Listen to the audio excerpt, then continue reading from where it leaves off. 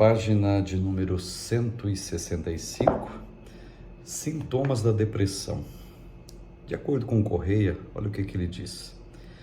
É possível definir a depressão como uma enfermidade que afeta o funcionamento normal do cérebro, alterando significativamente o estado de ânimo e de humor da pessoa, cuja origem é multicasual, podendo a mesma ser endógena, ou seja, de dentro do organismo, como as alterações hormonais, por exemplo, ou exógena, de fora do organismo, como sofrimento prolongado, luto ou opressão maligna, e até mesmo uma combinação de ambos os fatores. Um misto de causas internas e externas, bem como o resultado de um estado de angústia do ser, da pessoa, em desarmonia com seus valores e crenças. Observe o quadro desse sintoma que é terrível, que pode acontecer com qualquer pessoa. Então, frente a essa diversidade de causas e fatores desencadeantes da depressão, há variados sintomas. De fato, a sintomatologia da depressão é ampla e o conselheiro ele precisa se apropriar desse conhecimento. É de suma importância que nós saibamos disto, que você saiba, que eu saiba, que estejamos inteirados acerca do que se trata a depressão, porque vamos encontrar vários quadros assim dentro da igreja em que nós teremos que aconselhar. Então, o quadro abaixo, para quem tem a lição, quadro 10, tem aqui os principais sintomas da depressão, tá? Cansaço, perda de energia, dor muscular e assim sucessivamente. Você vai encontrar isso também no quadro, como eu falei, página 166, algumas explicações para quem tem o livro, claro, página de número 167, e aqui eu friso o seguinte, os 3 níveis da depressão, a leve, moderada e profunda, estejamos atentos a isto, tá certo? Página 168, tipos de depressão, por exemplo, depressão maior, depressão pós-parto, depressão bipolar, transtorno afetivo sazonal, depressão atípica, depressão reativa, distimia. E por fim, página 169, aconselhando quem está em depressão. Diante de tudo que for exposto, que já falamos, né? É importante que o conselheiro tenha amor e dedicação pelo seu ministério, especialmente no manejo com pessoas com depressão. Estabelecer o vínculo com pessoas em depressão é mais desafiador porque elas têm o humor alterado e a própria perda de energia. É um fator que pesa nesse momento, até mesmo para falar. A pessoa poderá encontrar dificuldade, exigindo que o conselheiro seja um ativo motivador do diálogo, estimulando a pessoa principalmente a abrir-se. Um fato aqui interessante, uma palavra sobre culpa, que pode levar muita gente à depressão, página 170. Muitas pessoas que sofrem porque são tomadas pela culpa, a culpa, no caso, é altamente adoecedora, tá? E ela está muito ligada à depressão, inclusive, tá certo? Ela mina o solo das emoções, fazendo com que o ser humano fique remoendo algo que fez, o que deixou de fazer também, ou ainda que fazendo não deu certo, trazendo um impacto negativo para si e para o próximo. A culpa, como diz aqui, ela pode ser tóxica. Vamos estar atento a isto. Uma palavra sobre suicídio, página 171. O suicídio é o ato de pôr fim à própria vida. O Lopes explica o seguinte: a palavra suicídio vem do latim sui, de si mesmo, e caedere, matar, cortar. Então, em latim, cedere significa ceder, daí a correção. Ou seja, matar-se a si mesmo. Sendo assim, o suicídio nada mais é que um homicídio praticado contra si próprio. A pessoa que se suicida, ela está cometendo um homicídio de si mesmo. Então são várias as causas que podem levar um ser humano à tomada desta triste decisão: angústia, sofrimento, vazios, perdas, depressão e outros.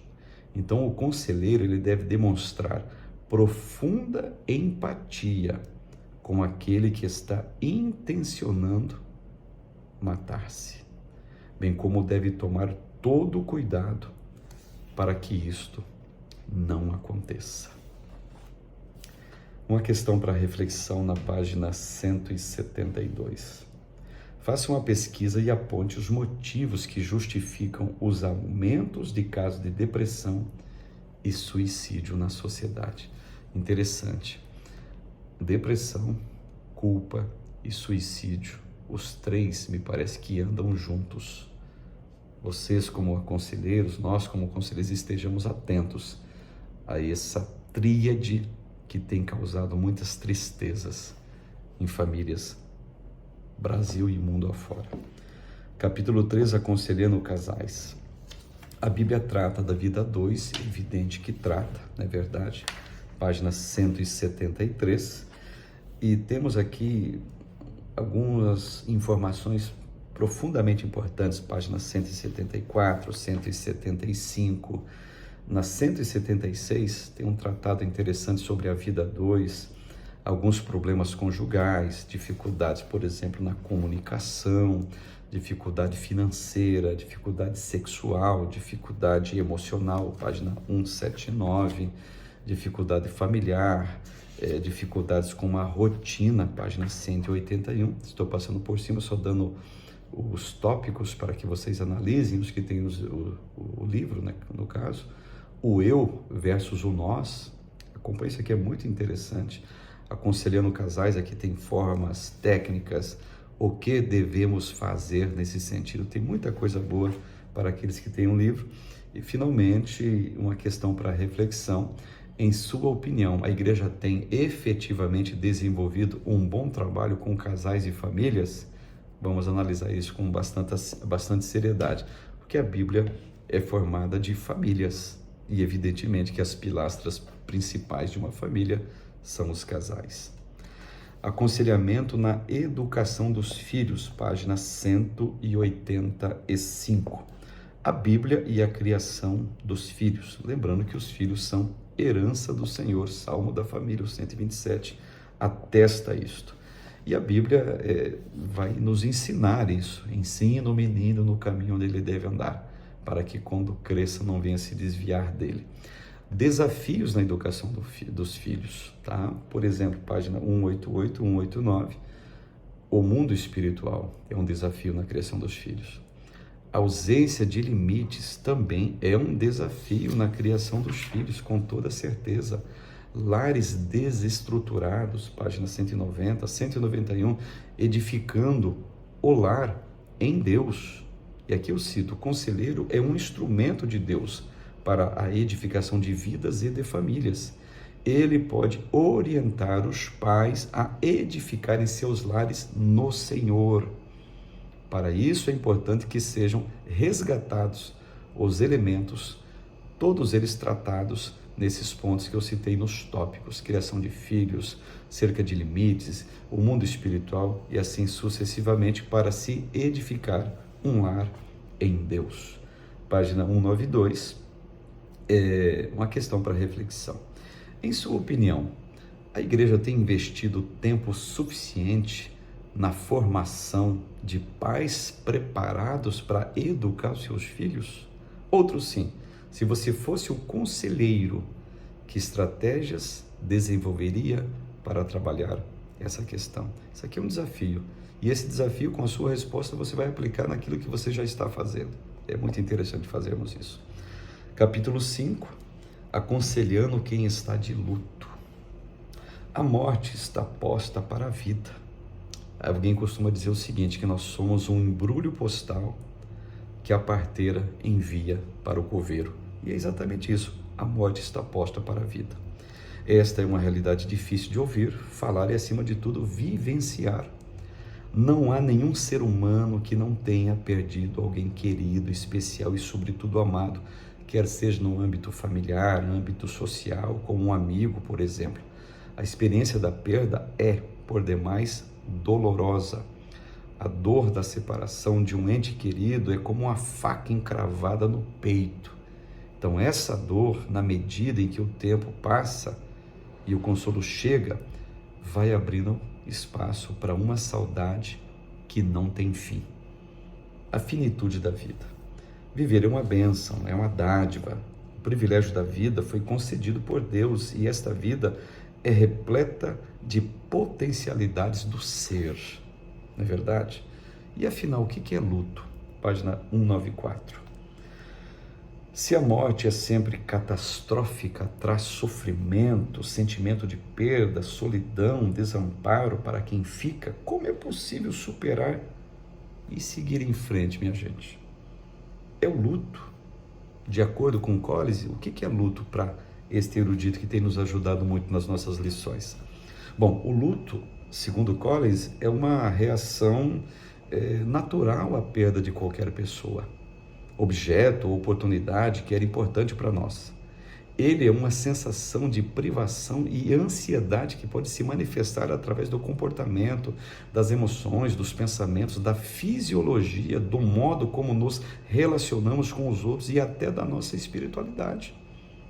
Qualquer perda pode provocar esse tipo de sofrimento, um divórcio, aposentadoria, amputação de um membro, a saída, por exemplo, a partida de um filho para estudar em outra cidade, a saída do pastor para servir em outra igreja, a necessidade de se mudar de uma vizinhança, ou a mudança de um vizinho de quem gostamos, até isso dá sentimento de luto, gente. A venda de um carro, a perda da casa, ou de outro bem valioso, a morte de um bichinho ou planta de estimação, até isso. A derrota num concurso ou competição desportiva, problemas de saúde e até a perda da aparência jovem, da confiança ou do entusiasmo. Tudo isso geram sentimentos, por incrível que pareça, de luto. É a perda de alguma coisa ou de alguém importante. Tipos de luto. Há o luto normal ou natural e o luto patológico, que é o luto doentio. E aqui na página 196, página 197, Collins explica para nós detalhadamente isto. Página 198, 199, as fases do luto, o conselheiro e o luto, qual deve ser a reação e a postura do conselheiro nessa questão. E eu acho interessante o que está aqui, página 199, bem embaixo, o Collins, o Correia, um outro erudito, ele diz o seguinte: o luto é uma experiência humana. Alguns tratam melhor com esse sentimento de tristeza do que outros, mas todos, à sua maneira, sofrem. E de igual forma, todos podem aprender a encará-lo como um refinamento do caráter e da vida espiritual e emocional quando apoiadas por um irmão mais maduro e sensível. Então, nossa finitude deve ser aceita e integrada, ainda que isto seja difícil.